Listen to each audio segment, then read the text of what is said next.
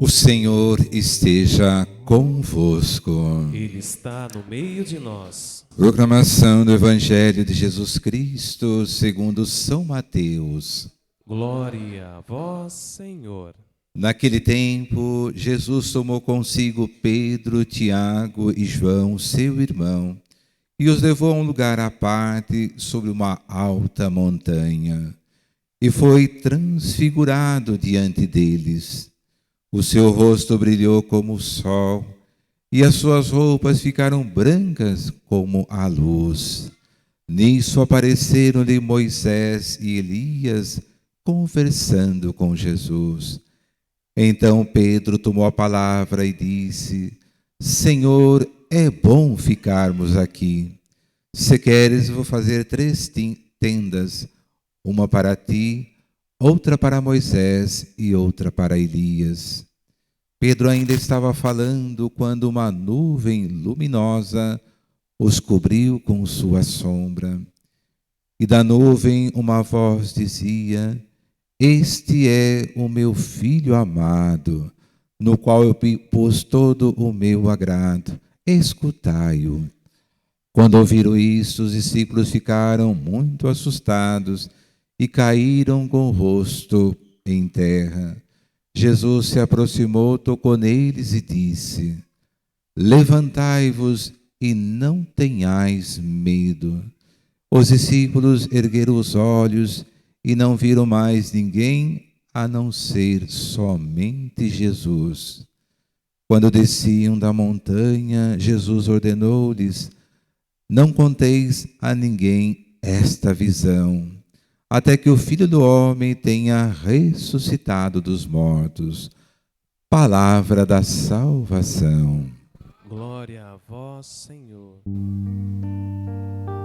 Sobre nós venha, Senhor, a vossa graça. Venha a vossa salvação. Sobre nós venha, Senhor, a vossa graça. Venha a vossa salvação.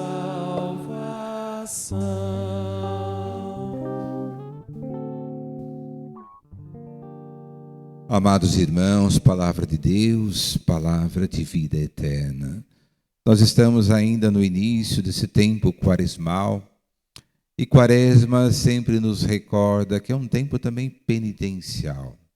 Por isso é muito forte, nesses dias que nós estamos ainda vivendo, numa segunda semana que nós começamos, lembrar a importância da oração, do jejum, da penitência, ou seja, uma revisão de vida nossa e práticas na ação, né?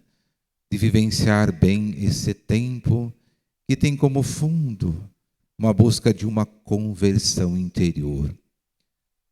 Último domingo, lembrava o meu domingo da Quaresma, Jesus passa pelas tentações no deserto e ele vence as tentações. Hoje, Jesus está no Monte Tabor, o monte que nos lembra a transfiguração do Senhor.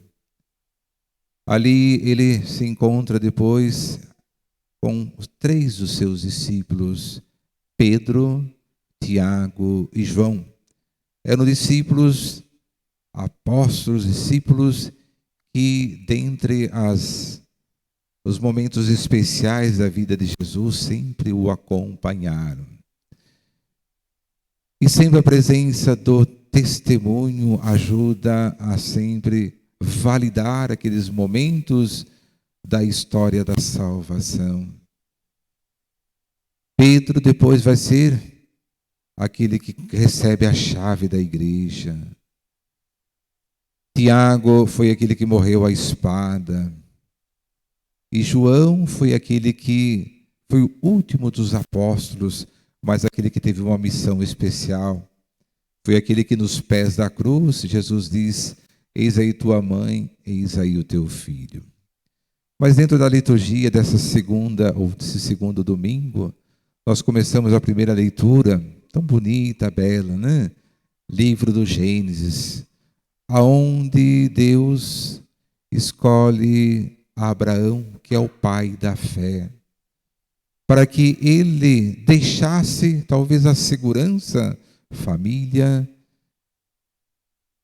trabalho, o lar, o pai, as terras, e fosse para o lugar onde o Senhor estava indicando. E ele não temeu essa missão. Ele abandonou talvez aquela segurança e segue a orientação do Senhor. É muito importante que na vida muitas vezes Deus nos mostra certas tomadas de decisões e falta para nós talvez confiar na ação de Deus.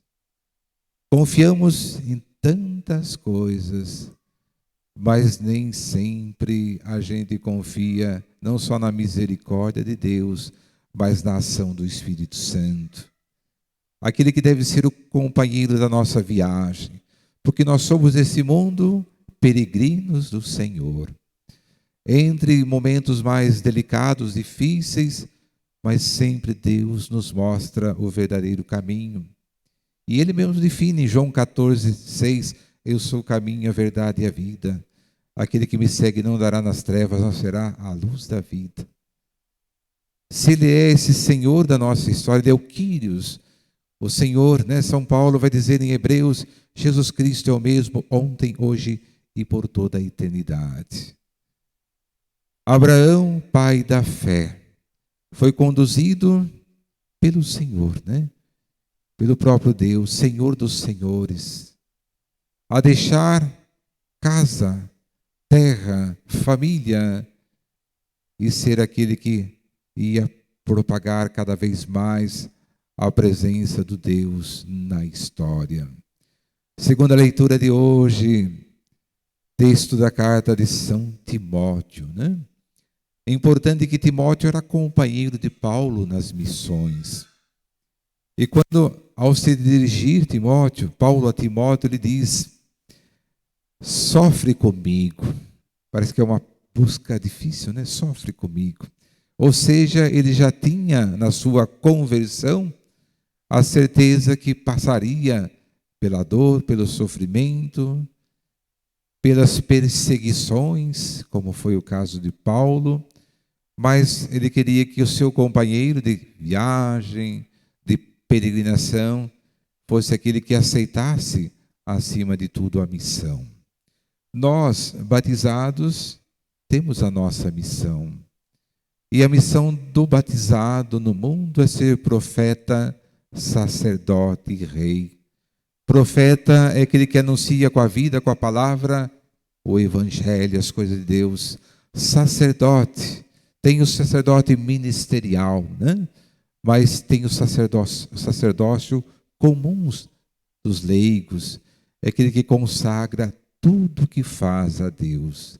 Imagine nós consagrando todas as nossas atividades, tão bonito, nas nossas orações, quando você numa manhã diz, Senhor, em tuas mãos eu entrego esse dia de hoje, eu entrego a minha família. É uma forma de você ter um pouco do Tabor na sua existência, na sua casa. O Tabor lembra o estado glorioso em que Jesus se apresentava diante dos apóstolos, ao ouvir aquela voz, este é o meu filho amado, este é o escolhido do Pai.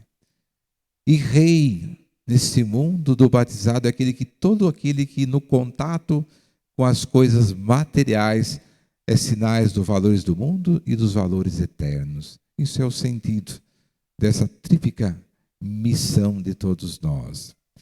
Agora é importante Timóteo, né, a pedido de Paulo, segue, né, torna-se um seguidor do próprio Jesus e termina o texto dizendo, tão importante que ele diz aqui, eu não só destruí a morte, como também, não só destruiu a morte, como fez brilhar a vida da imortalidade.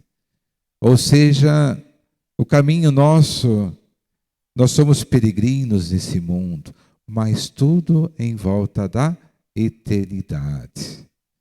São Mateus 5,16 vai dizer, brilhe vossa luz diante dos homens, para que, vendo vossas boas obras, glorifiquem vosso Pai que está no céu.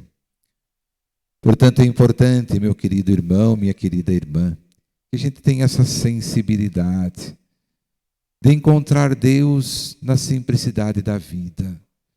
Eu lembro uma frase solta que uma vez eu ouvi: para aqueles que buscam a Deus nas pequenas coisas, basta a recompensa de um dia tê-lo encontrado.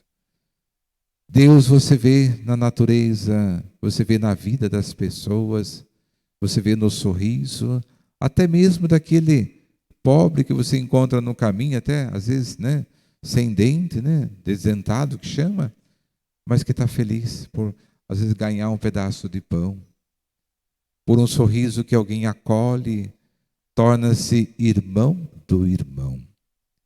E à medida que esses gestos simples, mas de acolhida, se manifestam na vida das pessoas, mais a transfiguração vai acontecendo. Aparecem dois personagens nesse texto do evangelista São Mateus: Moisés e Elias. Moisés lembra a lei. Ele que recolheu a lei, né? Os 10 mandamentos foi Moisés. Elias lembra o profetismo em Israel. Para dizer que ali se fazia presente Jesus, Senhor da história. O Filho de Deus encarnado no meio de nós. Mas alicerçado pela lei e pelo profetismo. Portanto, é a presença de um Deus que se faz presente no meio de nós, iluminando os nossos passos, conduzindo os nossos caminhos. Que a gente possa cada vez mais, como os discípulos e discípulas de Jesus, subir até o Monte Tabor. Monte Tabor é o monte onde que nós vamos encontrar com Deus. Cada palavra vivida no coração, semeada no coração das pessoas e gerando frutos, é um pequeno Tabor. Cada presença da palavra de Deus agindo, cada comunhão que nós recebemos, misticamente estamos adentrando no Monte Tabor. Ou seja, onde a glória de Deus vai se manifestando na mente, no coração de cada um de nós. Então que esse domingo, segundo domingo da Santa Quaresma, a gente possa deslumbrar, né, vivenciar com maior força de Deus, sentindo que Deus quer caminhar conosco. E o lugar da santidade não é um lugar diferente. O lugar da santidade é onde você vive cada dia, na sua casa, na sua família e na sua comunidade. Seja sempre esse sinal da presença viva de Deus no meio de nós. Louvado seja nosso Senhor Jesus Cristo. Para